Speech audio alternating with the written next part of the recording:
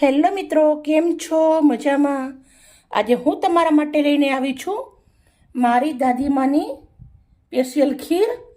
તો તમે જોઈ શકો છો, અમે બધા પીપીને મોટા થયા છીએ અને મસ્ત હસ્ટફુટ હેલ્ધી છીએ. તો તમારા માટે આજે સરસ મજાની હું ખીર બનાવવાની છું.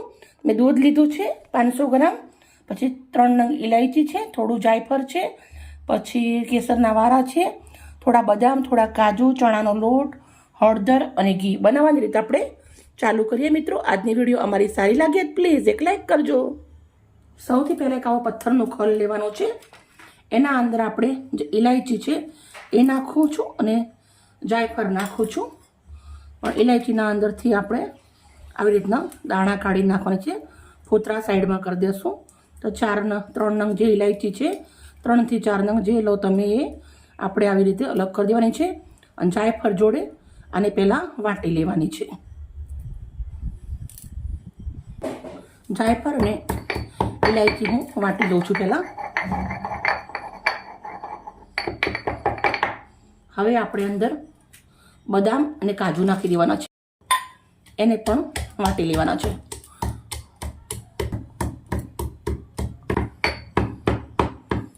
મસ્ત વાટી અને રેડી કરી દીધું છે સરસ મજાનું. આવી રીતના દરદરું કરી દેવાનું છે.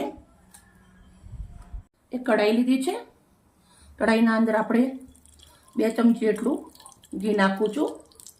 ઘીના અંદર 1 ચમચી ચણાનો લોટ નાખવાનો છે. લોટ નાખ્યા પછી ગેસ એકદમ ધીમો કરી દેવાનો છે. લોટને ઘીના અંદર મસ્ત શેકી લેવાનો છે. મિત્રો, મેં ચણાનો લોટ લીધો છે. સેહત માટે બહુ જ સરસ છે. અને તમારા જો ચણાનો લોટ કદાચ હાજર ના હોય ઘરના અંદર, તો તમે ઘઉંનો લોટ પણ લઈ શકો છો. લોટને મસ્ત મજાનો આવી રીતે શેકી લેવાનો છે. કલર ચેન્જ થાય ત્યાર સુધી 3 થી 4 મિનિટ લાગશે લોટ શેકતે. પછી આપણે અંદર નાખવાનું છે મિલ્ક. દૂધ નાખી દઈશું.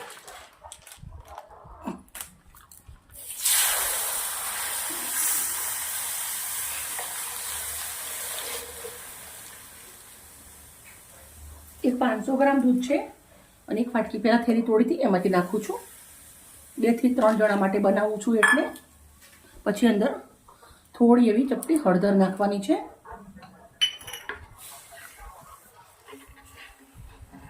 થોડા કેસરના તાંતણા નાખી દઉં છું. પછી જે ડ્રાય ફ્રૂટ, ઇલાયચી અને જાયફળ વાટેલું છે એ નાખી દેવાનું છે. મસ્ત મજાનું એકદમ ઘટ થાય ત્યાર સુધી આને ઉકાળવાનું છે. 7 થી 8 મિનિટ સુધી આપણે વચ્ચે વચ્ચે આવી રીતે એને હલાવતું રહેવાનું, જ્યાંથી ખરી અને દૂધ તળિયેના ચોટે.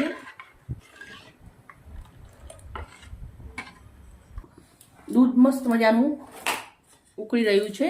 એકદમ ગળ થવા આવી ગયું છે. તો હવે દૂધ ગળ થઈ ગયા પછી હું સમારેલો ગોળ નાખું છું. એક આવડો ટુકડો ગોળ નાખ્યા પછી આપણે આને 3 થી 4 મિનિટ સુધી ઉકાળવાનું છે. વધારે નહીં ઉકાળવાનું, નહીં તો દૂધ આપણું ફાટી જાય.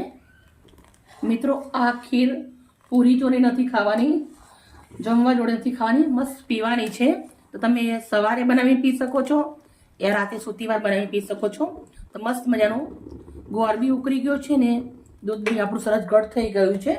તો હવે આપણે આવી રીતના ગ્લાસના અંદર લઈ લેશું. તો 2 ગ્લાસ ભરી અને હું સર્વ કરી દઈશ. તમે જોઈ શકો છો બહુ સરસ મજાનું. એકવાર મિત્રો તમે બનાવીને પીજો, સેહત માટે બહુ જ સરસ છે.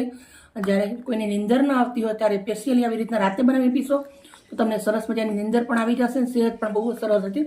ઘૂંટણના દુખાવા, શરીરના કંઈ પણ જાતના દુખાવા, સાંધાના, તો આનાથી ઘણો બધો ફરક પડે છે. બંને ગ્લાસ હું આવી રીતે ભરી દઈશ.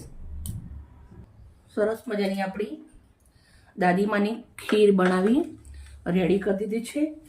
થોડા એવા કેસરના તાંતણા નાખી દઉં છું. ડેકોરેશન થઈ જાય મારું ને કેસરવાળું મજા આવે પીવાની. મિત્રો, અમારી વિડીયો મહેનત સારી લાગી હોય તો પ્લીઝ એક લાઈક કરજો. અને તમારા પરિવાર માટે આ જરૂરથી બનાવજો. બાળકોને સરસ રહેશે, તમારી પણ હેલ્થ બહુ સરસ રહેશે. બાય મિત્રો, કાલે આવી નવી રેસીપી સાથે.